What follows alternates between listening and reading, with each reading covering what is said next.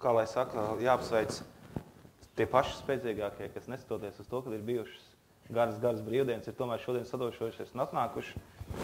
Iespējams, ka tā bija neliela mūsu kļūda sagaidīt jūs vairāk uzreiz pēc brīvdienām, bet mūs arī vēro tiešraidē, tā kā es domāju, tur arī ir lielāks skaits cilvēku. Arnu, labā ziņā ir tā, ka es atstiesu to sarakstu, pie durvīm tur Ieva ir apzvanījusi, lielākā daļa raksta, ka viņi skatīsies online.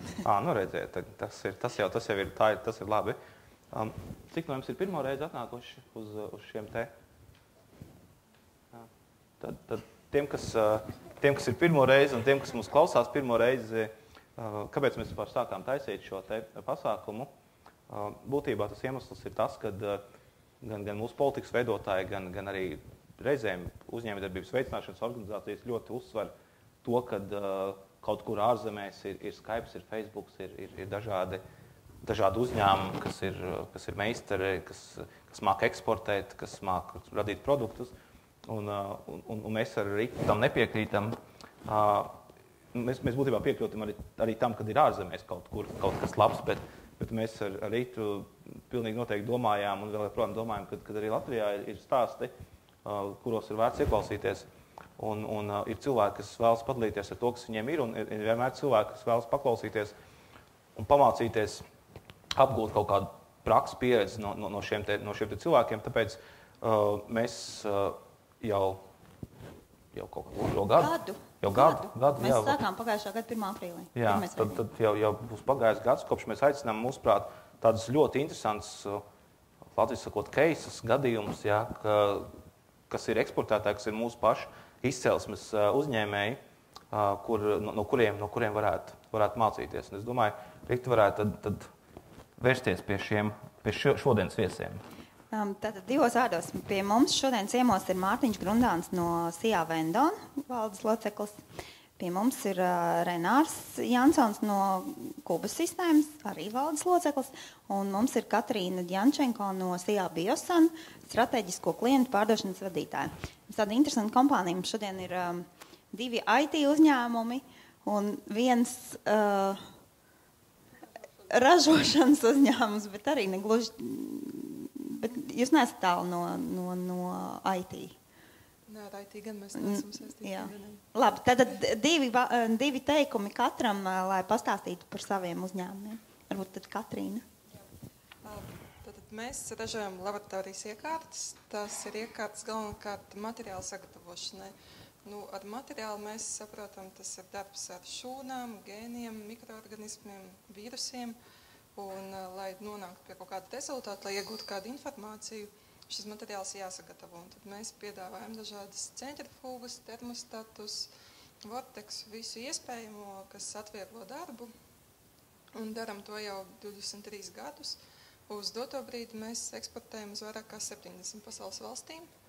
Un, galvenie tirgi, protams, mums ir tūmā, tā ir Eiropa, Krievija, bet ir arī veiksmīgi pārdošanas rezultāti Āzijā un nedaudz mazāk Latīņamerikā un Āfrikā. Sveiki, man sauc Mārtiņš Grundāns. Mūsu uzņēmums Vendon, mūsu produkts ir attālināta datu lasīšana un attālināta vadība tirdzniecības automātiem. Mēs izstrādājam iekārtas, kuras ražo mums Hansa Elektronika, kuras attālināti lasa visu, kas notiek jūsu kafijas mašīnā, šokolādes mašīnā, ūdens mašīnā. Tos datus mēs tad velkam uz saviem serveriem, analizējam un mūsu klientiem piedāvājam tad biznesa optimizācijas rīkus, lai viņi var labāk plānot un vadīt savu biznesu. Man sauc Renārs, Cube Systems, kā jau pieteica. Izstrādājam specializētus IT web bāzētus risinājumus, kas skanēja ļoti sarežģīti, bet tādā vienkāršā valodā tas sakot ir dažādi internetu veikali, e-komercijas platformas, pašapkalpošanās portāli un tādas lielas, tehniski sarežģītas un arī satura ziņā sarežģītas sistēmas, ko cilvēki ikdienā lieto. Tieši tā mūsu specializācija ir tieši šie specializētie, jeb kā angliski sauc custom made risinājumi, respektīvi, kur tu nepaņems nekādu gatavu produktu kastītē un neieliks un neizmantos, bet ka tam klientam tiešām kaut kāda specializēta vajadzība. Kopā jāpiemina, ka esam arī, ir mūsu uzņēmums Cube Systems, un tad ir mums Cube grupa, kā mēs sev saucam arī Cube digitāla aģentūra, kas specializējas digitālajos mārketinga risinājumos, un arī Cube Mobile, un respektīvi mēs tādi 3 uzņēmumi kopā Cube grupā esam, tagad 46 patstāvīgie darbinieki, vēl 20 apmēram, kas ir uz projektiem, un jā, strādājam Latvijā jau kopā 10 gadus, arī ārzemēs eksportējam, bet to jau droši vien tur sīkāk izstāstīsim par kādiem interesantiem keisiem. Paldies.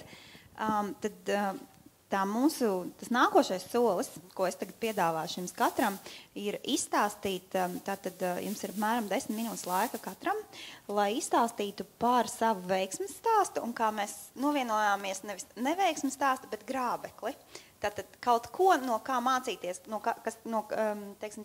kas ir situācija uzņēmumā tieši eksporta jomā, kas ir likus mācīties jums pašiem un ko jūs domājat varētu noderēt arī citiem eksportējošiem uzņēmumiem. Varbūt tādā pašā secībā sāksim ar Katrīnu, jo viņa mums pateica priekšā šo vārdu grābeklis. Es domāju, ka grābeklis, bet sākšu varbūt ar veiksmes stāstu. Kad veiksmes stāstu bija arī kaut kur grūtāk izdomāt, jo mums bija grūti izdomāt kaut kādu vienu lietu. Kāpēc mēs esam veiksmīgi? Gribas tomēr teikt, ka viss uzņēmums, visi 23 gadi ir tiešām mums tāds veiksmes stāsts, jo tā konkurence tirgu ir tiešām ļoti, ļoti sīva, jo šis biotehnoloģija tirgus, viņš attīstās ļoti strauji, un tur gan zinātne dod tādu impulsu, gan arī globālie faktori, kad elementāri, ja cilvēku skaits paliek aizvien lielāks, cilvēki slimo, tomēr dzīvo labāk, grib labāku medicīnu, tas viss ietekmē to, ka šis biotehnoloģija tirgus, viņš vienkārši cilpos priekš, un mēs spējam būt vienā tempā ar viņiem, un tas arī ir tas, kāpēc mēs jūtamies tādi maleči, bet ir kaut kādas lietas, kuru dēļ mēs varam būt vienā tempā, un tie ir mūsu tādi atklājumi, jo vairums mūsu iekārtas ir patentētas, un viens no tādiem veiksmes stāstiem ir mūsu iekārta, kur mēs izstrādājam pirms 20 gadiem. Attiecīgi vienmēr iepriekš bija 2 iekārtas, vai centrifuga vai vortex, kur plaši izmantoja jebkurā laboratorijā, bet viņas ir neatkarīgas. Un mēs atradām tehnisku risinājumu, kā apvienot šo te vienā, un tas ir tagad viena iekārta, bet ietver abas, un ir pagājuši 20 gadi, un kad mēs skatāmies mūsu iekārtu top 10, kas ir visvairāk pirktas, viņi ir vēl joprojām šajā topā. Tas nenozīmē, ka mēs neesam 20 gadus neko citu izdarījuši. Vienkārši tas, ka tas ir bijis tāds risinājums, ka viņš vēl joprojām ir tirgu pieprasīts. Un atkal, ja par grābekļiem runāt, tad mums bija tāds gadījums, kas varbūt būs noderīgs citiem eksportētājiem apdomāt visādas līguma nosacījumus, proti runa bija par plaģiātismu. Mūsu iekārtas ir kopētas, piemēram, Ķīnā. Ir uzņēmums, kas reāli ražo, ne visus modeļus, bet daļu modeļi tādi kā mums. Viņi pat nav pacentušies krāsu nomainīt, tur ir vienkārši 1:1, bet, labi, tas ir Ķīnas tirgus, nepatīkam, bet, tur tā maz notikt. Bet mums gadījās citādāk. Mums ir tātad partneris, ar ko mēs strādājam Anglijā, un viņam ir savukārt partneris Amerikā. Un priekš šīta partneri mēs ražojam iekārtas ar viņa zīmolu. Un tādā ķēdītē mūsu iekārtas nonāk Amerikā, kas ir liels un strateģiski svarīgs tirgus. Un šādi mēs strādājam 5 gadus līdz vienā dienā. Mēs secinām, ka Amerikas partneris pārdod it kā mūsu iekārtas, bet mēs viņam viņas neesam tagad pārdoši. Viņš bija vienkārši paņēmis, atradis ražotāju Ķīnā un tieši 1:1 visu tehnoloģiju nokopējis. Un vēl tagad Amerikā tieši šis partneris pārdod kopijas.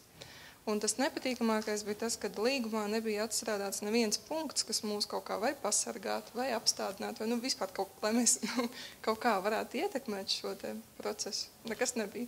Mēs varējām vienkārši vērot, kā tas notiek. Un tas ir tāda laba mācība, ka turpmāk arī tādas lietas ir tomēr jāatrunā, un mēs mācījāmies no šīs kļūdas.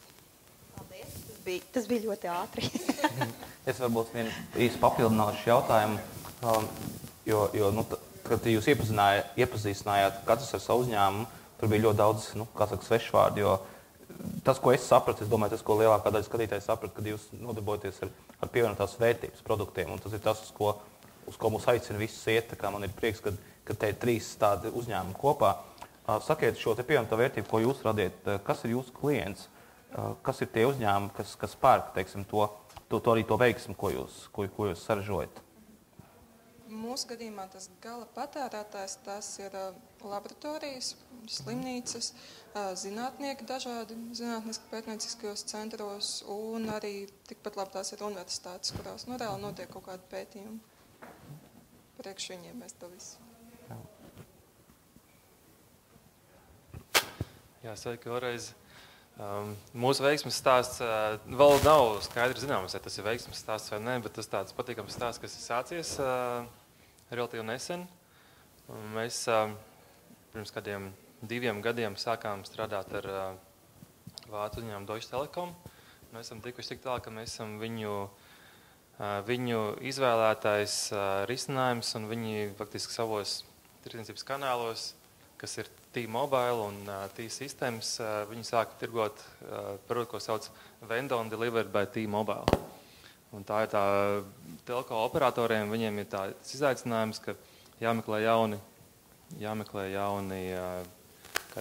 peļņas avoti, un viņi sāk iet dziļāk kādos vertikālos produktos un sāk pārdot saviem klientiem, meklēt papildus pievienotās vērtības produktus. Un mēs izturējām konkursu.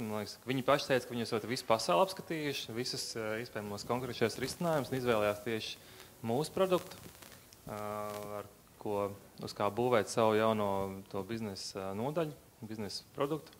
Tad kādu gadu pagāja, kamēr sasinhronizējām visu dokumentāciju, līgumus, nosacījumus, izgājām pilnu viņa tehniskās drošības auditu. Vēl pārējās tādas interesantas nianses. Tas patīkamais ir tas, ka mēs varam droši tā teikt, kur jūs viņus glabājat, kas tie jūs pa serveriem, kas tas vispār tās par uzņēmumu. Mēs varam teikt, ka mēs esam Deutsche Telekom piegādātājs. Un tas, vismaz vāciski runājošās valstīs, tas pārtrauc jebkādas tāda veida diskusijas. Tagad jāskatās, vai viņi mācēs pārdot. Tas vēl tad sākumā skatīsimies, kā tas attīstīsies. Bet, viņi, protams, viņi tiek iekšā pa tādām durvīm, pa kādām mēs paši tiešo nekad netiktu. Es uzreiz jautāšu, tāpēc, ka es īsti nesapratu, kas ir tas produkts, ko viņi tirgo. Varbūt 2 vārdos, ja jūs varat izstāstīt.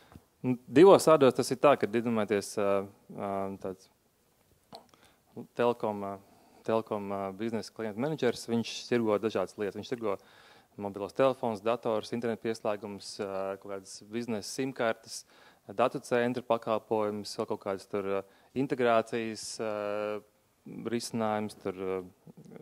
Un tad viņam ir beidzot vēl viens produkts, viņš iet pie savu klientu, kas ir varbūt liels vendinga operators Vācijā, un saka, lūk, man tev ir vēl viena štēle, ko es tev varu pārdot. Biznesa optimizācijas rīks, mēs visus tavus vendinga mašīnas, visus tavus kafiju mašīnas pieslēgsim tīklam, saintegrēsim ar taviem sapiem vai tavām jebkādām citām IT sistēmām. Tagad viņi pārdod pakalpojumu, kuru faktiski piegādājam mēs. Tā ir tā ideja. Jā, tas arī izklausās pēc lietas, kuru vajadzētu aizsargāt, kā jums ir ar šo potenciālo grābekli, par ko jau mums runāja iepriekšējā runātāja.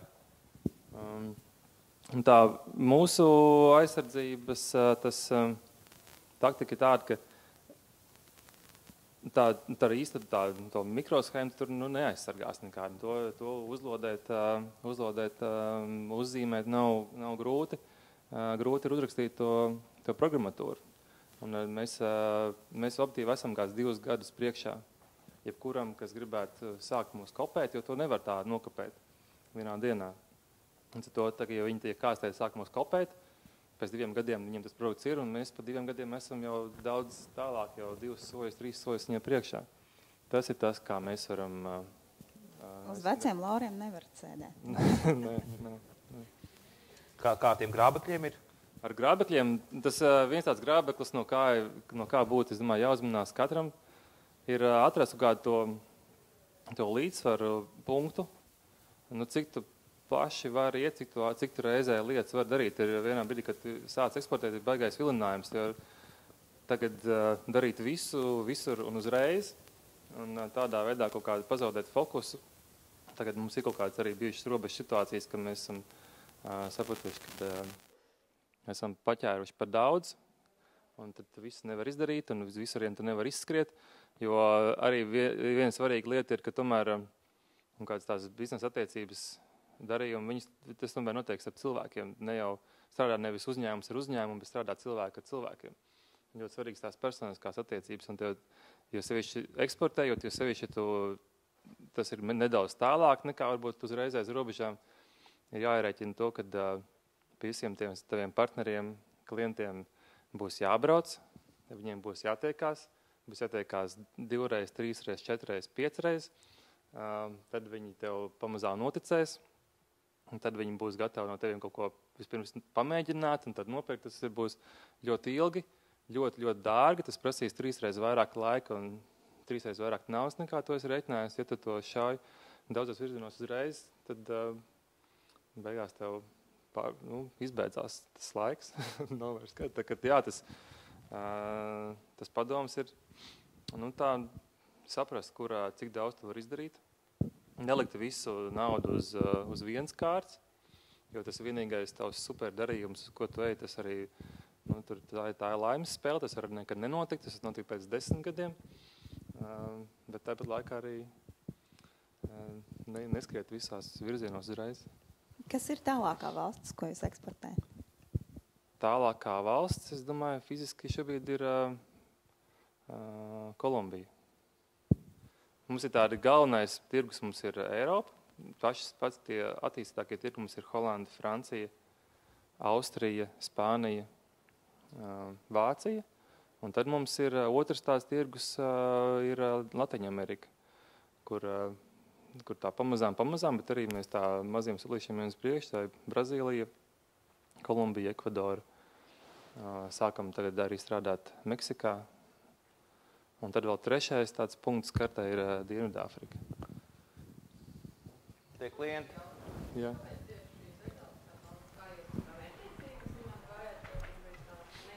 Nē, tas viss ir, mūs atrada viens Brazīļu džentelmens, jā, kurš šeit klausīties baigā štēle. Fantastiko, visai Latviņamerikā tieši to arī vajag. Ļaujiet, es jūs tagad mēģināšu jūs produktu tirgot. Mēs teicām, lūdzu, Eduardā, uz priekšu mēģina. Izdosies, neizdosies. Un pamazām izdodas. Tā. Mēs jau ejam iekšā tajā sadaļā, ko sauc par iekļūšanu starptautiskajos tirgos. Varbūt dosim Klub sistēmas vārdu. Jā, par tādu eksportēšanas pieredzi. Viens no tādiem interesantākajiem gadījumiem, kas mums ir ar vienu no mūsu klientiem, Aerodium. Noteikti daļa ir dzirdējuši, kas ražo vertikālos vēja tuneļus. Tepat viens tuvākais ir Siguldā, varbūt arī kāds ir lidojis. Attiecīgi, tur var lidot, un tās sajūtas principā līdzīgas, tā kā lecot ar izpletni, tādā stāvoklī atrodoties. Un tādā pasaules mērogā šos vēja tuneļus izmanto gan izklaides, protams, vajadzībām, kas ir cilvēkiem izbaudīt to laimes sajūtu, un arī profesionāli sportisti, kas ir daudz lētāk nekā organizēt izpletni lēkšanas, tur visu lidmašīnu pacelšanās, visu tur tā mešana ārā, pēc tam savākšana, attiecīgi tur arī dažādi manevru treniņiem. Un mēs esam izstrādājuši šim te Aerodium vēja tunelim IT sistēmu, kas ir, teiksim, ja mēs skatāmies uz Siguldu, kā piemēram, tur tas tunelis tāds ļoti maziņš, atvērtā tipa, bet tāds klasisks vidējs pasaules līmeņa vēja tunelis, tas ir tāda liela stikla truba, apmēram 10 metru augstumā, tur, protams, ļoti liela jauda, kur var lidot viens vai vairāk cilvēki, tur taisīt trikus, trenēties un visādas trakas lietas darīt. Un, protams, šim te visam tunelim vajag arī klientu apkalpošanas sistēmu, kas sākās no tā brīža, kad klients grib ieiet internetā un paskatīties kalendārā, kuras tur īsti minūtes un kurās dienās ir pieejamas šim te tunelim, cik tas maksā, pierezervēt, samaksāt uzreiz, aizbraukt tur uz vietas, arī vajag sistēmu, kas viņam palīdz to visu procesu iziet cauri, jo tur tie soļi ir diezgan daudz. Pirmais jau tev vispār jāpasaka, hei, te es esmu atbraucis, tur pārbauda tavu identitāti, tad jāparaksta līgums par drošības noteikumiem, tad tev tur ir ģērbšanās, apmācība, un tad, protams, arī šī tunelī tā visa lidošana, kur arī dažādas nianses, kur šis tuneļa operators tev pasaka, pieņemsim, tad tur kājas vairāk jāiztaisno,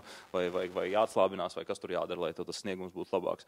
Un šādu sistēmu mēs esam radījuši vairāk gadu garumā, tādā ziņā, ka arī attīstījuši, un man liekas, tas veiksmes stāsts, ko no tā var pamācīties, kad ne jau vienmēr arī, lai eksportētu, ka tev vajag tā pilnīgi no nulles pašam, tur bez neviena palīdzības radīt produktu, ko eksportēt, bet brieži vien tu vari piesaistīties arī jau kādiem esošiem produktiem, bet nevis tādā sliktā ziņā piesaistīties, bet tā, ka tos produktus arī loģiski papildināt, jo tā, teiksim, tā mūsu sistēma šī gadījumā ir gan tāds papildus labums gan šiem te tuneļu īpašniekiem, jo viņiem ir ērtāk šī klienta apkalpošana, gan arī pašam aerodimam, kas šos tuneļus pārdod, tas ir kā tāds papildus selling points, kad, respektīvi, pasaulē tie tuneļu ražotāji, protams, ir daudz, un viena no tām īpašībām, kāpēc izvēlās to vai šo tuneli, arī ir šī IT sistēma, cik tad viņi ir laba un lietotājiem draudzīga un kādas iespējas nodrošina. Tā. Grābeklis. Par grābekli es arī domāju, tas nav tā uz vienu projektu centrāts, bet jāpiekrīt kolēģiem arī par šīm te personiskajām attiecībām un tādu klātienes tikšanos, kas ir īpaši svarīgi tādā mūsu pakalpojumu biznesā. Jo, principā, mums ir, kā jau minēju, mums šīs te visas sistēmas ir tur individuāli izstrādātas, kas nozīmē, kad mēs nevaram klientam aizsūtīt vai kaut ko pataustīt vai parādīt. Pateikt, reku pamēģini, ja tev strādā, tad ņem, nepatīk, neņem. Principā mums, kā pakalpojumu biznesā IT, tas viss ir tā, ka tu ar klientu sarunā, un tad īstenībā klients jau tev samaksā, tur, teiksim, vienkārši sakot avansu par kaut ko, kas vispār vēl nav radīts pasaulē. Kas nozīmē, ka viņam tev ir ļoti, ļoti jāuzticās, lai tu maksātu kādam cilvēkam, kādam uzņēmumam, kas arī galā ir cilvēki par to, kas vispār vēl nav radīts. Vai ne? Un tad attiecīgi par tādu tieši eksportēšanu, kas mums ir citos tādos gadījumos, kad tas varbūt nav bijis tāds liels grābeklis, bet zinu, ko mēs vēsturiski esam arī varbūt tur darījuši, kad vairāk tur sūtījuši kaut kādus materiālus par mums un kaut ko tādu, kas arī viss ir svarīgi, tas viss ir jāsagatavo, jānopako, bet svarīgi ir tiešām tā pirmā tikšanās, tu satiec tos cilvēkus, aprunājies, pastāsti, un tad tiešām, lai viņi tev sāk uzticēties, kā cilvēkam, jo galā, cilvēks jau cilvēks strādā, tā. Tas, man liekas, tās. Un, respektīvi, tas grābeklis netērēt tur pārāk daudz laika, vismaz pakalpojumu biznesā noteikti nē, tur gatavojot un sūtot tur, tūkstošiem cilvēku tos materiālus, bet, teiksim, ir kaut kādi, kur tev izskatās, ka tā potenciālā sadarbība vajadzētu būt vienkārši runāt, braukt, tā. Paldies. Paldies ekspertiem par piemēriem. Mēs tagad pāriesim uz jautājumu sadaļu, droši no klātesošajiem jautājumus, bet mums ir iesūtīti arī jautājumi internetā, tā kā es droši vien tad pa vienam jautājumam iesim cauri, un ja rodas jautājumi skatītājs, tad droši, ja. Viens no jautājumiem ir, kā pareizi uzrunāt sadarbības partnerus eksportam. Tad vai ir atšķirības arī pa valstīm, gan attiecību veidošanā, gan ko drīkst, ko nedrīkst, rokas pasniegšanas un tādas lietas. Varbūt no savas pieredzes var pastāstīt kaut ko. Ja, varbūt pirms jūs par to runājat, mazliet izstāstat, kas ir tas veids, kā jūs ejat šajos starptautiskajos tirgos, jo es pieņemu, ka katram ir savs stāsts atkal.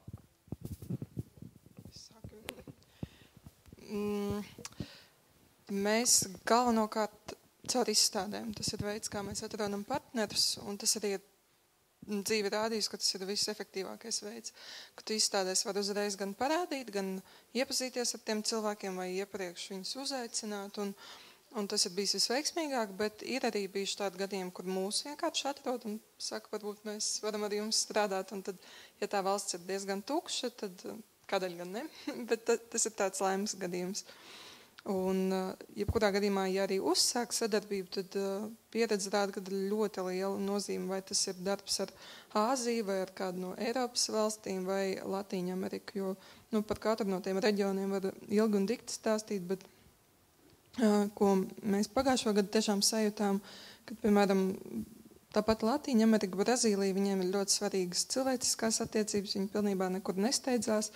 Un ja mēs esam tādi, ka mums ir, ja ir vienošanās, tad mēs izdaram un mēs tā kā ejam uz priekšu, daram, tad tur tāds ritms pilnībā nav. Viņiem ir pilnīgi normāli tā lēnā, garā, no sākuma pajautāt, kā tev iet, kā iet tavā ģimenei, kādas bija brīvdienas, un tad varbūt kaut ko nedaudz par biznesu, un tad atkal pazust uz kādām 3 nedēļām. Tur ir vajadzīga tiešām ļoti liela pacietība, un galvenais nesabojāt tās attiecības, pārspiežot, kad tu sāc pa daudz rakstīt vai zvanīt, vai arī jāņem vērā tādas nianses, ka viņiem vairāk patīk sarunāties, nevis sarakstīties. Tas ir arī valodas dēļ, viņiem tā ir vieglāk. Un tādu pašu pacietību vajag arī strādājot ar Āziju, kas ir piemēram, Japānā un Korejā. Tas ir normāli, ja viņi, piemēram, apskatās tajā pašā izstādē. Viņiem tā kā viss patika, tā kā jā, labi, bet viņi uz gadu pazūd. Gadu viņi domā, un tu neko nevar padarīt, vienkārši gaidi. Un pēc gada viņš parādās, un jā, viņam patīk, un tā kā varētu strādāt. Un tad paiet vēl kaut kāds laiks, jo mums tieši tā arī bija, bet pateicoties tam, tagad ir izveidojusies ļoti veiksmīga sadarbība, bet priekš tā bija vajadzīgi vairāki gadi.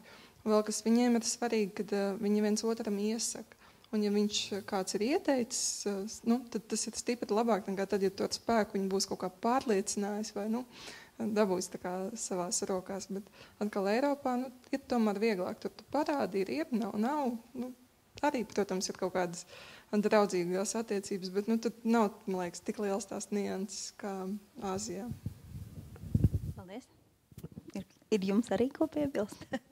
Jā, mēs savu produktu pakalpojumu izplatām caur vietējiem partneriem. To mums ir ļoti kritiski atrast to īsto partneri, kas būs mūsu acis, ausis, seja tajā tirgu, kas arī sniegs visu pirmspārdošanas, pēcpārdošanas servisu.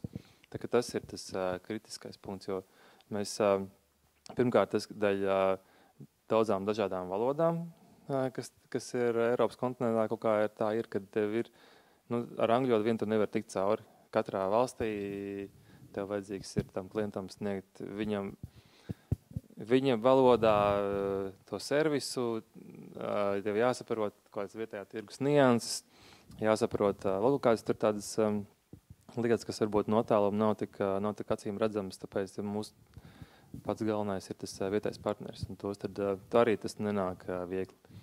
Kad mēs sākām pirms 4 gadiem skatīties ārpus mājas tirgus, mēs sākām strādāt ar kā konsultantu, kā pārdošanas aģentu konsultantu, kas labi pārzināja to visu industriju, kas mums palīdzēja identificēt tos galvenos tirgus, kurien iet, palīdzēja atrast partnerus, palīdzēja savākt kādu to atgriezienisko saiti no tirgus, no klientiem tādā veidā. Jā, tā ka, tie galvenie kanāli arī, jā, tās ir kādas izstādes, primāri, jo tur satiec visus, ja tu aizbrauc savu speciālito izstādi, tu zini, ka tajās 3-4 dienās visi tavi klienti, visi tavi piegādātāji, visi tavi konkurenti būs visi tajā vienā telpā, tās 3-4 dienas, tu varēsi visus satikt, visiem izrunāties, par visiem visu uzzināt, visi zinās par tevi, visu, un tad arī tu kaut kā tā izkristalizējās, kas iepazīsti viens otru un saprot, ar kuriem pirmkārt, vai tu vispār esi trāpījis ar to savu produktu, vai kaut kas tāds vispār kādam ir vajadzīgs. Tu, protams, nekad neuzzinās, vai izstādē, vai kāds ir gatavs par to maksāt, jo visi tev teiks, ka izskatās baigi forši, bet tas vēl prasīt gadus, kamēr tu nonāc pie rezultātu, bet tas ir noteikti tāds kanāls. Un tad, protams, kādas profesionālās organizācijas, ja ir tā industrijā kādas asociācijas apvienības vai lokālās, vai varbūt reģionālās, vai varbūt tur Eiropas līmeņa, vai tā kontinenta līmeņa, tad tas arī ir ļoti labs kanāls, kā pirmkārt nonākt informācijas tajā plūsmā un kā iegūt kontaktus. Tajās mēs arī piedalāmies. Man uzreiz jautājums tieši par tām izstādēm, jo uzņēmumi parasti, teiksim, tie uzņēmumi, kas sāk skatīties uz eksporta tirgiem, tad pirmais jautājums ir, kā, es aizbraukšu tagad uz izstādi, kur lai es dabūnu tos, kas gribētu ar mani tikties. Kādā veidā jūs izmantojat izstādes un tās datubāzes, lai uzrunātu potenciālos jūsu klientus vai partnerus? Jo izstāde ir lieliska vieta, kur satikties, bet tev braucot uz turieni ir arī jāgatavojās. Tas nav gluži tā, ka tu iekāp vilcienā un esi izstādē, un tur visi tevi gaida atpūstām rokām. Ja tas tā ir. Viens ka tu jau zini, kas vēl bez tevīm tajā izstādē piedalīsies, tu aptuveni tā saproti to profilu. Un arī, tomēr, ja tā ir tā speciālā izstāde, tu vari sagaidīt, kad lielākā tiesa to tirgus dalībnieku, tad tev klienti, viņi tur parādīsies, viņi atnāks paskatīties. Un atnāks, ja tu esi pilnīgi jauns, pilnīgi svaigs, tā kā mums bija pirms 4 gadiem, mēs bijām tur tāds brīnums, kur visi nāca skatīties, kas tie tādi ir. Pēc gada viņi teica, mēs jūs pagājuši gadu redzējām, jūs vēl esat šeit. Forši, ja pēc gada vēl būsiet, tad mēs jums sāksim sarunāties. Tā ir tā, viņi, es nezinu, kā tas ir, bet mūsu industrijā, viņi tā diezgan tāda šaura, specifiska tā vendinga industrija, bet tur tur ir tās 3 izstādes lielās Eiropā, kas kaut kāda tur noteikti frekvences notiek. Un tajās vienkārši ir svarīgi būt. Mums ir kaut kur līdzīgi, jo man liekas, ja arī aizbrauc pilnībā uz svešu izstādi, tik un tā tur jau nāk apmeklētāji, un tad no tiem mēs cenšamies kādu izvilkt, bet mums arī mēs iekārtas pārdodam caur dīleriem, jo tikai viņi spēja nodrošināt tehnisko to palīdzību, kas pēc tam vajadzīgi mēs nevaram katrai laboratorijai blakus stāvēt. Un tad viņus jau pievilināt stendā, tas ir sarežģītāk, bet ko var darīt, tas ir paskatīties, kas ir piedalījies iepriekšējos gados, un vienkārši viņiem sūtīt e-pastus, teikt, ka lūk, šeit esam mēs tādi, varbūt vēlaties atnākt apskatīties, pēc tam piezvanīt. Skaidrs, ka visi neatbildēs, visi neatnāks, bet kādu var tā ieinteresēt. Mēs pirmajā gadā pat uzlikām atsevišķu banneri, kad meklējām izplatītājus tajās valstīs.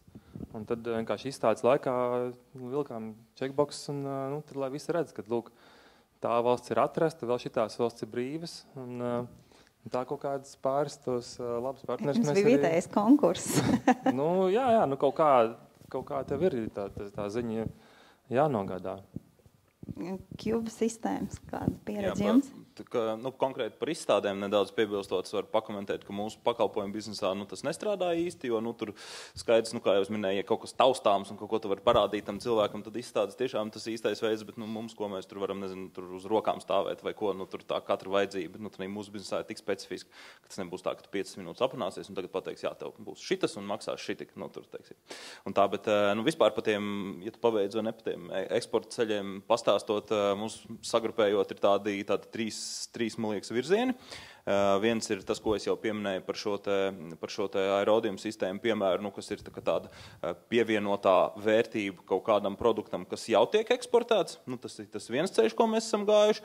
Otrs, ko varētu pat tā atsevišķi izdalīt, kas ir tāds, tā kā varētu nosaukt kaut kāds tā neapzinātā eksporta veicināšana, kā 2 piemērus, pieņemsim, var minēt, atceros, sen arī bija kaut kādā 4 gadu apkaļ viens valsts iepirkums kinocentram, kurā mēs strādājām, tas bija kaut kāds liels projekts, tad tur bija arī kaut kādas 7 citas valsts, respektīvi tur ar tiem cilvēkiem sastrādājoties, jau gan tur bija no Norvēģijas, gan Vācijas, viņi jau redz to tavu kvalitāti, to tavu attieksmi un to visu, ko dara, un tad, attiecīgi, tev jau ir kaut kāda kontakta un tālāk viņiem var strādāt. Un arī tāds svaigākais piemērs, kas ir tie abi piemēri tādi, kad mēs viņus neuzsākām ar mērķi, tur dabūt, tur eksporta partneris, pieņemsim. Un tas svaigākais piemērs ir, piemēram, mēs rīkojam arī tagad 2. gadu pēc kārtas jau februārī rīkojām UX Rīgā konferenci, kas ir konferenci par IT sistēmu lietojamību, tā vienkārši sakot, kā izveidot IT un sistēmas, mājaslapas un produktus vispār kopumā lietotājiem draudzīgas. Jo skaidrs, ka, kā mēs jau tev nesākumā runājām, visiem ir tā specifiskā leksika, specifiskie kaut kādi produkti, bet tad jautājums, kā tam cilvēkam, kas otrā ekrāna pusē sēž vai no tās nozares neko nezinu, kā to vienkāršā veidā pastāstīt un paskaidrot, lai viņš tur to savu lietu, pieņemsim, internetbankā var ātri ieiet, izdarīt un visu un aizmirst, un viņam tur nav jāiedziļinās visos bankas terminos vai IT terminos vai tam līdzīgi. Respektīvi šī konferencē 2. gadu pēc kārtas mums jau bija viens lektors no Londonas, kas tur arī strādā. Un šogad viņš kaut kādu dienu pastrādāja pie mums birojā, viņš jau pirms tam mūs pazina, un tad mēs ar tur vārds pa vārdam sākam runāt, un viņš saka, Klau, jums īstenībā tā kvalitāte ir, kā viņš arī teica Londonā, tas ir tāds AAA, tā kā ļoti augsta, vai jūs tur nedomājat, kad vispār varētu arī tur kaut kāds projekts pastīties, mēs sakam, jā, un tad, tā kā mēs sākam runāt, un tā arī līdz tam aizgāja. Tas, man liekas, viens tāds labs piemērs. Tas bija tas otrais, un tas trešais, ko mēs esam darījuši, ir arī tā apzinātā iekšana uz eksportu, respektīvi pavisam praktiski tas ir tā, ka ir cilvēki un uzņēmumi, kas nodrošina šo te pārdošanu, konkrēti, kur mēs esam gājuši, tā ir Skandināvija. Respektīvi, tur ir sākumā telefonu pārdevēji, kas tur pa tiem uzņēmumiem, kas ir tas mūsu profils, apjautājās, vai vispār viņiem kaut kas tāds ir interesants, vai viņi to ir darījuši, tad jau, kad tur tiek sarunāts kaut kādas konkrētas tikšanās, mēs jau tur braucam ar SAP apakotiem piedāvājumiem, prezentācijām, cenām un to visu. Un, jā, tas ir tāds pavisam svaigs piemērs, to, ko es jau sākumā minēju, ka tiešām nevajag baidīties uzreiz braukt un runāt, jo pavisam konkrēti viens uzņēmums, ar ko mēs braucām, viņiem tā attieksme apmēram bija tāda, jā, bet vispār, kādā sakrā, mums tur ar domu neinteresē, ok, parunāties varam, bet mēs neredzam, kāpēc, lai mēs tur outsourcētu vai ne kaut ko uz Baltiju, bet mēs parunājāmies, un pēc pusotras nedēļas jau mums iekrīt, un tagad mēs strādājam pirmais projekts. Kas, protams, nav tur liels, mazāks, bet, vienalga. Tā kā, jā. Tie trīs tādi mums ceļi, kas ir bijuši. Es pieņemu, ka ir sakrājušies jautājumi no zāles. Nav.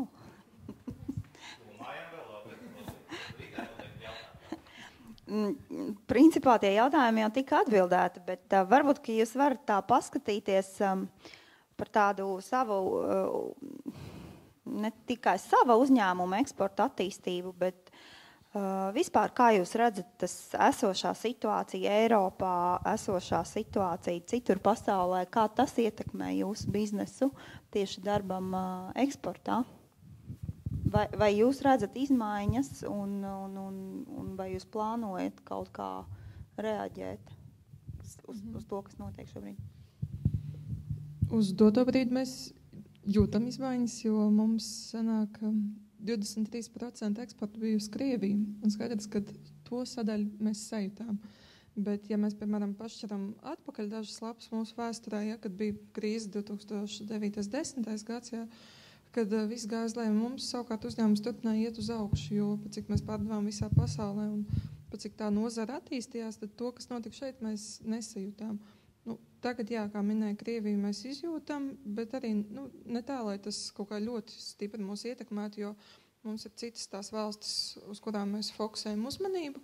Un galvenokārt tagad mēs liekam fokusu uz Āziju, kur jau bija labi pārdošanas rezultāti. Un tad, ja mums bija iepriekšējā gadā, mēs domājam, varbūt vairāk attīstīt Latīņu Ameriku, pamēģinājām, nesanāca. Labi, tātad mēs zinām, ka mēs varam labākus rezultātus dabūt Āzijā, tad mēs tagad koncentrējamies uz to, lai izlīdzinātu to, kas tagad notiks Eiropā vai jau notiek. Nevar jau zināt, kā mums tas ies tālāk. Un tas arī mūs glābi. Mūsu pakalpojums ir pēc noklusējuma tāds, kas ir ļoti labs tādām krīzes, tādām grūtību brīžiem, jo mēs palīdzam uzņēmumiem strādāt labāk, efektīvāk un faktiski ar ļoti augsto investīciju atdevi. Tur tā recesija, kas ir Rietuma Eiropā, mums tas īstenībā nāk par labu, jo tas mums palīdz pārdot. Mēs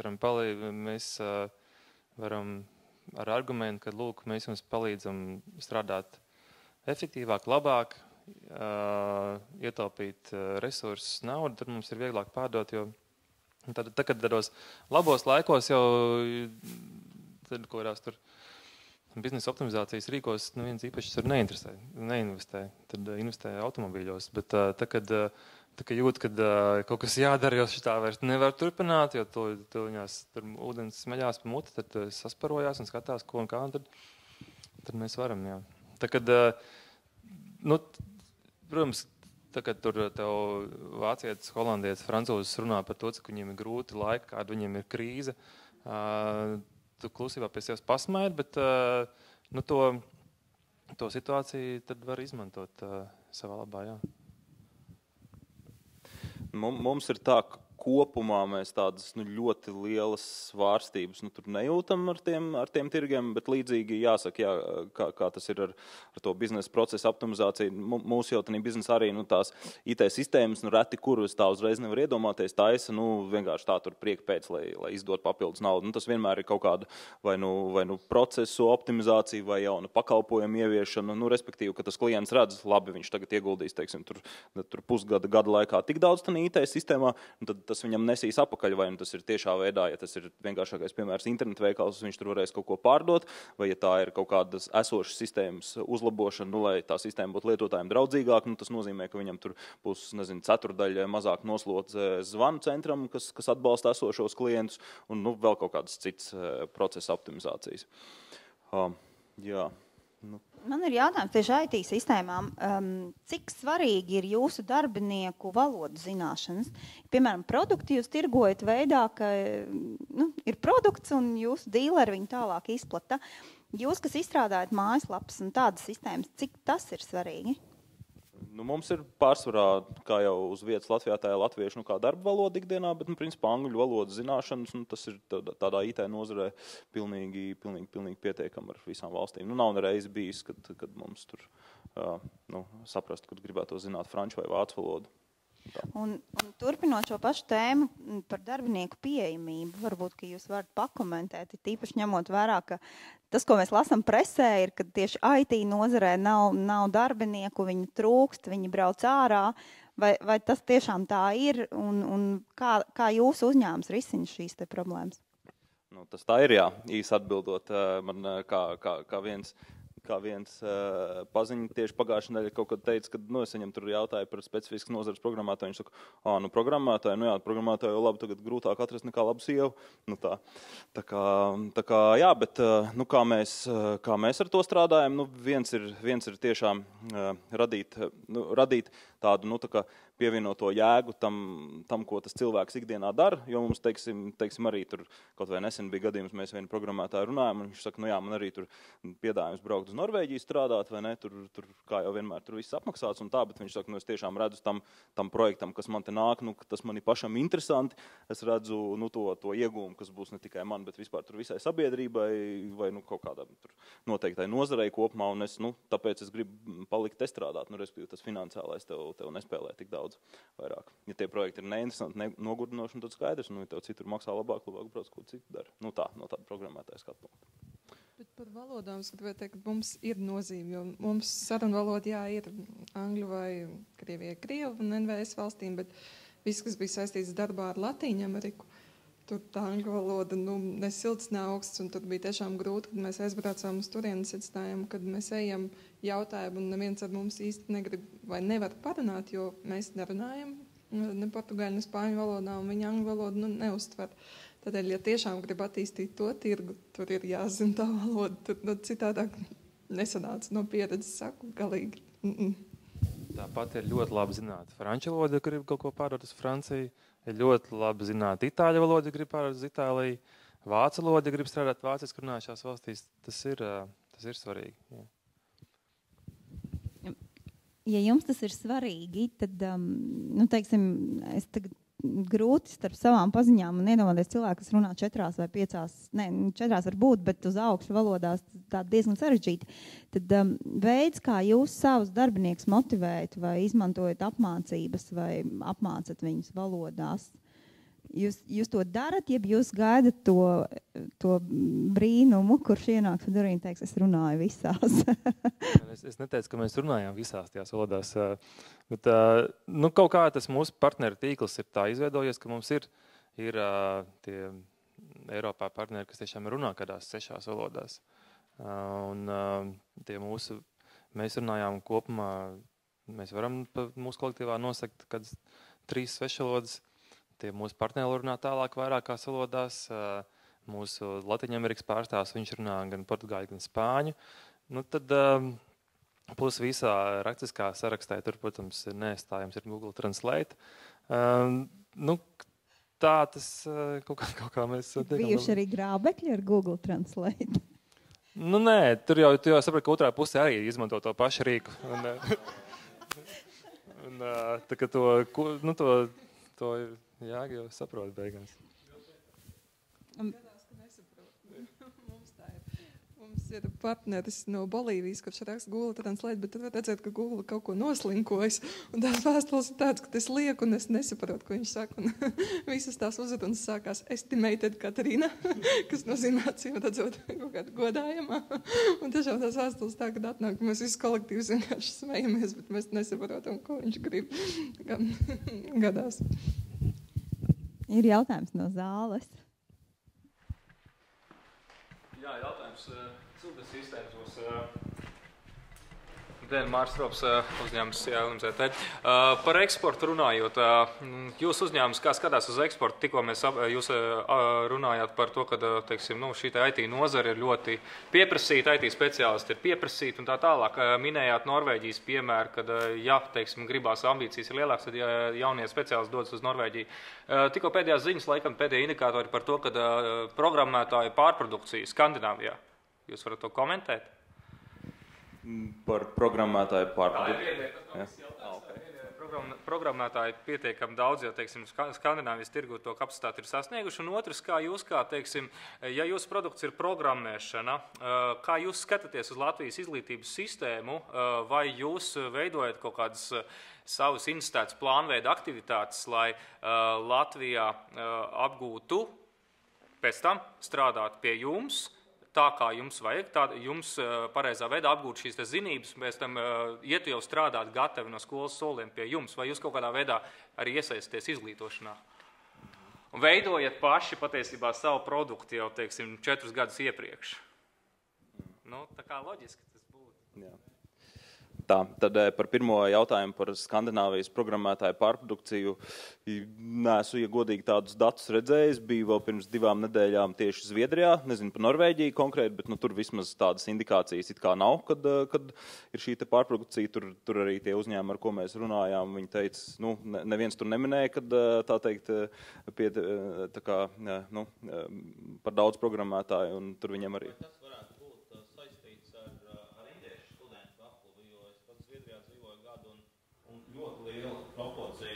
IT studentiem bija tieši no Indijas valstiem, viena no viņiem palika. Arī Zviedrijā, piemēram, dzīvot. Es pieņemu, ka tas varētu būt viens no izpēdējumiem. Visi piecās strādāt, teiksim, savos darbos pēc iespējas labāk apmaksātās vietās. Ja? Norvēģija tas ir daudziem ir sapnis, gan celtniekiem, gan arī programmētājiem, gan arī ogu audzētājiem. Ja? Un pēdējās indikācijas ir par to, ka šo te darbinieku skaits, tā skaitā arī no mūsu valstīm, tur jau ir pietiekams, ja? lai viņi vairs negribētu tik ļoti pirkt viņus. Ja? Ko darīt tālāk? Jūs varēsiet samaksāt šeit Latvijā tādas solīdas algas, jūsu speciālists būs foršs, lai jūs varētu turpināt eksportēt savu pakalpojumu. Par to noteikti jūs esat domājuši. Es domāju, ka šķēpes lauzuši nevienu dienu vien. Jā, par to, ka ja kāds gribēs vienmēr, protams, viņš paņems un aizbrauks uz to Norvēģiju, tas ir neizbēgami, bet konkrēti, ja runājam par, teiksim, Latvijas un Skandināvijas tirgu, vismaz mūsu nozarē mēs šobrīd redzam, kad tā cena, pa kuru mūsu skandināvu pirktu, tā ir pietiekami zemāka priekš viņiem, kas ir kaut kādi 30 nedaudz vairāk procentu, kā kurā gadījumā. Savukārt mūsu Latvijas gadījumā tas ir par, teiksim, 15-20% augstāk nekā tas ir Latvijas tirgum. Tā kā attiecīgi tas ir kaut kas pa vidu, gan mums tas ir izdevīgāk, gan viņiem izdevīgāk, jo skaidrs arī tas par šo ekspertu, kas jāsaprot, kad jauni partneri, teiksim, viņi ar jums nekad, atkal es runāšu par pakalpojumu biznesu, bet neriskēs strādāt, jūs tur piedāvāsiet to cenu, tur 5-10% lētāk. Viņi labāk izmantos tur tos esošos kaut kādus savus partnerus, ka viņi zina, uzticās, tur nav risku, jo skaidrs vienmēr, lai tur kādu jaunu uzņēmumu sāk strādāt, tur ir kaut kādi riski, un tad tev jābūt kaut kādam tam papildus motivātoram, kāpēc tad nestrādāt ar to uzņēmumu, kas man tur ir Zviedrijā, tanī otrā pilsētā, bet strādāt ar to Latvijā, un tad tie motivatori parasti ir tās izmaksas, bet tas nozīmē, ka arī tam visam pārējiem tai kvalitātei jābūt tev tanī līmenī, jo tas nav tā, ka Skandināvā tur nolaidīsies, teiks, labi, tur būs bišķi švakāk un lētāk forši. Viņi jau to līmeni grib saglabāt. Tas ir tas pirmais jautājums. Otrs par izglītību. Jā, par izglītību. Jā, par izglītības sistēmu. Pavisam praktiski arī tas ir tā, kad es personīgi esmu Rīgas Tehnisko universitāti pabeidzis, un tad es arī tur, tas varbūt nav tā ļoti plānveidīgi, ka es zinu tur gadus priekš, bet arī tur ik pa brīdim ar vieslekcijām un paviesojos Rīgas Tehniskajā universitātē, attiecīgi arī tos jauniešus iedvesmojot, kad, ja jūs studējat IT, tad jums tiešām tur darbs būs un viss kārtībā. Tas ne tikai programmētājs, bet vispār arī plašāk. Un pierējas arī, protams, pastāstot par uzņēmumu un parādot, kādas tās iespējas Latvijā ir. Un, ja konkrētāk par tādu programmētāju sagatavošanu darba tirgumu, kas ir tāda droši vien gan Latvijā, gan visur pasaulē vidēji tāda aktuālāka vajadzība. ir tas, ka principā pēc mūsu pieredzes visi programmētāji, tie, kas ir tie labie programmētāji, viņi jebkurā gadījumā to lielāko daļu zināšanu ir apguvuši praktiskā ceļā pēc savas iniciatīvas. Tas nav tā, ka tā aizēja uz augstskolu, ej tur no 8 līdz 5 uz lekcijām, izpild mājas darbus, tu pabeigsi un būs labs programmētājs. Tā nebūs. Tev pašam jābūt kaut kādā iniciatīvai, ka tev tas patīk, gribās to izpētīt sīkāk, jo man jau arī atceros, RTU teica, to jau mums arī teica, mums teica, jūs, ja šo pabeigsiet, tas nebūs tā, ka jūs būsiet tur uzreiz labi programmētāji. Jums tiešām tas interesē, tad jums pašiem tā kā jārok dziļāk. Bet tas dod tādu plašāku skatu tā kā uz to visu. Paldies. Jautājums par izglītības sistēmu arī pie pārējiem dalībniekiem. Ja tas bija mans nākošais jautājums, kādā veidā jūs sadarbojaties varbūt ar augstskolām, lai sagatavotu speciālistus savām nozarēm? Es varu sākt, ja? Vendon, mēs esam draugiem grupas uzņēmums, zato mums ģimenē ir vēl kādi 11 dažādi uzņēmumi, no kuriem lielākais un redzamākais ir draugiem, bet mums ir daudz arī citi IT jomas uzņēmumi. Un mums pat ir tāda speciāla, varbūt es nepateikšu precīzi, kāda sadraudzības programma ar skolām, kur mēs sākam jau ar to, kad pie mums brauc ciemos skolnieki, mēs viņiem stāstam par drošu uzvedību internetā, par to, kā vispār IT dažādi pakalpojumi darbojas, pie viena arī stāstam, rādam, ko mēs darām, lai viņi redz, kā notiek arī mūsu produktu attīstība, gan tīri programmatūras tīpa pakalpojumos, gan arī mums ir vairāk uzņēmumi, kas ir gan iekārtu dizains un ražošana, tas, ka tā Vendon, bet arī virkni citi. Tagad tādā veidā mēs ejam to sēklu, ka mēs esam ļoti laba darba vieta. Mums ir tāda korporatīvas uzstādījums, ka mums ir jābūt labākajām darba devējiem reģionā. Un uz to tā ir mums tāda jau pirms gadiem 5 kā minimums uzņēmums tāds kurs, un uz to mēs arī mērķiecīgi ejam un mēģinam atrast labākos, kas ir, un tad nodrošināt viņiem vajadzīgos darba apstākļus, pietiekamu izaicinājumu. Un arī tad piedalāmies dažādās pasākumos ar augstskolās, dažādi veidi, gan tehniskās, gan Rīgas ekonomikas augstskolā. No turienes mēs mēģinām arī kaut kādus kadrus dažreiz dabūt. Tā. Viena sadaļa ir mēģināt dabūt kadrus, bet vai jūs arī ejat un stāstat, teiksim, arī piedalīties izglītošanas procesā? Es domāju, tādā veidā, kā, teiksim, studentiem lasat lekcijas vai... Jā, ik pa laikam tāda lieta noteikti. Tas gan nav tieši mana kompetence. Es pārāk daudz nerunāšu, varbūt ko sarunāt nepareizi. Tur mums ir speciāli nodaļa, kas ar to strādā. Bet mēs piedalāmies iespējamā misijā ar savu atbalstu. Tad mums tās drošs internets, tā iniciatīva, kas mums ir, ko mēs tad skolniekiem, skolotājiem stāstam, kāds notiek pie viena, rādam, ko mēs daram un kā tas notiek. Dažādas atvērto durvju dienas pasākumi, vesela virkni lietu. Mūsu gadījumā sadarbība ar universitātēm tā ir vairāk tāda, kad ir bijis pieredze, kad mēs radam kādu jaunu iekārtu, mēs dodam universitātei, lai viņi tā kā pastrādā, viņi pēc tam padalās savos iespaidos. Un otrs, kas mēdz būt, ir tādas kā ķīmijas dienas, kad brauc, tas ir reiz gadā brauc tad studenti, uz mūsu uzņēmumu apskatīties, kā tas izskatās, kā izskatās šīs iekārtas, kā notiek ražošana, tad viņiem rodās kaut kāds reālāks iespējas ne tikai teorijā, bet arī redzēt dzīvē. Bet tā, kad mēs meklētu tieši nākošos darbiniekus, tā mums īsti nav, jo mums ir liela tā uzņēmuma daļa aizņem ražošanu, kur ir tieši vajadzīgi inženieri un tādas tehniski rakstura cilvēki. Tā ir ar inženieriem? Ir dabūjami? Mums tādā ziņā ir darbinieki, un mēs neizjūtam trūkumu, bet es pieļauju domu, ka nav tā, ka būtu ļoti daudz. Tā nav tā nozara, kas būtu pārpildīta. Pilnīgi noteikti, nē. Paldies. Vai ir vēl jautājumi no zāles, ja mums ir vēl palikušas 2 minūtes? Jā, lūdzu.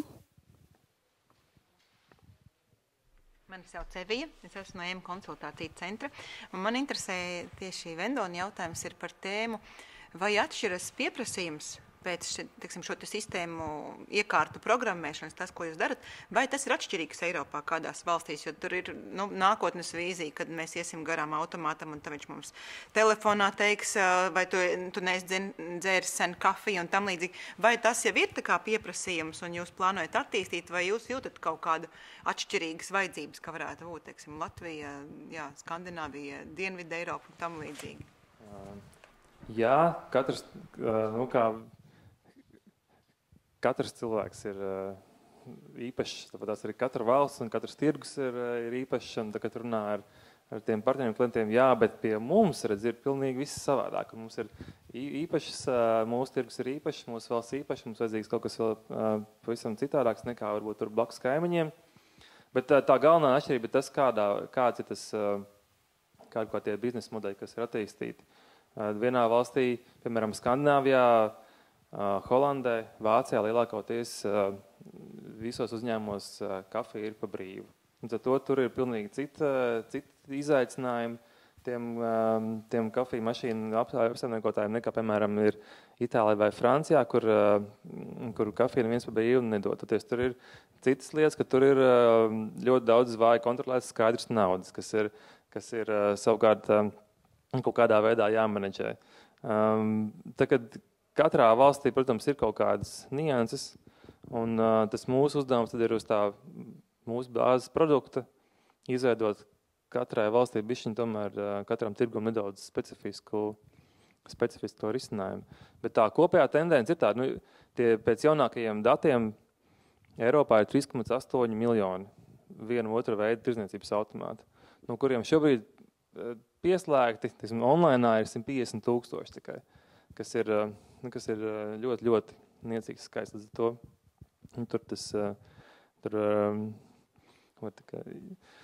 Ir vēl daudz, ir ko darīt, un ir daudz iespēja kādā veidā palīdzēt viņiem, tā mēs to saukt, atrast veidus, kā palīdzēt tiem uzņēmumiem strādāt labāk. Bet tur būs, jā, katrā valstī varbūt ir cita recepte, vienam tur vajag tādu lietiņu, citam tādu lietiņu, bet tā mums ir izdevies radīt to pašu to iekārtu, to dzelzīti tādu, ka mēs ar vienu to pašu iekārtu, tikai nedaudz savādāk to programmatūras konfigurāciju, mēs varam plug and play režīmā pieslēgties, kā minimums 90% no tirgu esošām iekārtām. Un pēc tam kāds tas beigu pakalpojums, ko tu piedāvā, tas faktiski jau ir programmatūras līmenī, kāda salies tos klucīšus tajā web vidē, kā tu viņam saslēdz pareizi kādas atskaides, kādām viņu sistēmām tu saintegrē, kādu beigās tu iepako to pakalpojumu. Paldies. Tā kā mēs esam pietuvušies 4:00, es gribētu dot vēl tad pēdējo vārdu visiem dalībniekiem. Kas vēl ir nepateikts?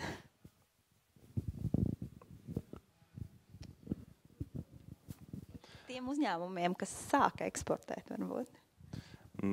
Tiem, kas sāk eksportēt, galvenais, tā teikt, nevajag baidīties par to, ka mēs tur mazā valsts, tur varbūt mums tā kvalitāte nav vai kas. Mēs tanī brīdī, kad mēs esam sākuši eksportēt, tiešām mums ir bijuši tur neskaitām apliecinājumi gan no tās pašas Skandināvijas, gan tagad no Londonas, ka tā kvalitāte mūsu ir tur AAA un viss ir kārtībā. Un tur viņi saka, beidziet, jums pat tur nevajag tur tās cenas tik ļoti laist zemē, lai jūs tur ienākt.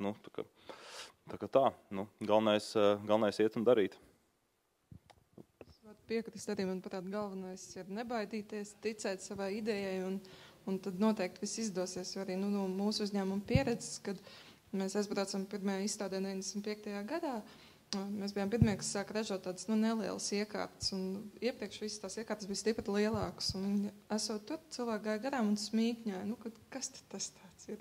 Bet tagad, principā, viss tā tendence ir tāda, ka visas iekārtas kļūst aizvien mazākas, aizvien personalizētākas, un galvenais bija būt drosmīgiem, iet, un tas arī ir panākuma atslēga, un ja arī nesanāk mācīties no kļūdām, tad turpināt un uz priekšu. Jā. Man vispār ieteikums jebkuram, kas plāno, kas grib kaut ko sākt darīt, jebkuram biznesam, vajag paņemt pasaules karti, paskatīties, cik liela Latvija un cik ir ārpus Latvijas, tas viss, cik daudz ir pasieties, cik daudz cilvēku dzīvo Latvijā un cik daudz cilvēku dzīvo ārzemēs. Un pēc noklusējuma, es domāju, jebkādu biznesu, ko tu sāc, tev uzstādījumam pēc noklusējuma jābūt, ka tu ražo eksportam. Un, ja tas ir kaut kas cits, kā nevis kaut kāds tīri lokāls servis, protams, ja tu runā par kādu lokālu servisu pakalpojumu, tad tur, protams, ir grūtāk iznest ārā, bet jebkas, ko tu vari kaut kādā veidā iepakot un kaut kur aizvest vai aizsūtīt, vai ideālā gadījumā vispār tu vari aizsūtīt kaut kādu tur kodu gabalu, ja tā kas vispār nav jāražo, tad tā vispār ir pasaka. Vajag sākt ar, uzdot sev vienu vienkārši jautājumu, vai tas, ko es tagad darīšu, vai to es varu pārdot visā pasaulē, vai to var viegli uzskailot par savus, teiksim tā, nozars vislielāko produktu pasaulē. Ja var, tad to vajag darīt. Ja tu redz, ka vārds tomēr ļoti grūti viņi man būtu iznest ārpus tur savu novadu, tad vajag padomāt, vai tas ir īstā lieta. Tā, ja ir tāda ambīcija kaut ko ražot, kaut kādu tādu lietu darīt, kas nav tīri kaut kāds specifiski lokāls pakalpojums. Arni, vai tev vēl ir kaut kas piebilstams?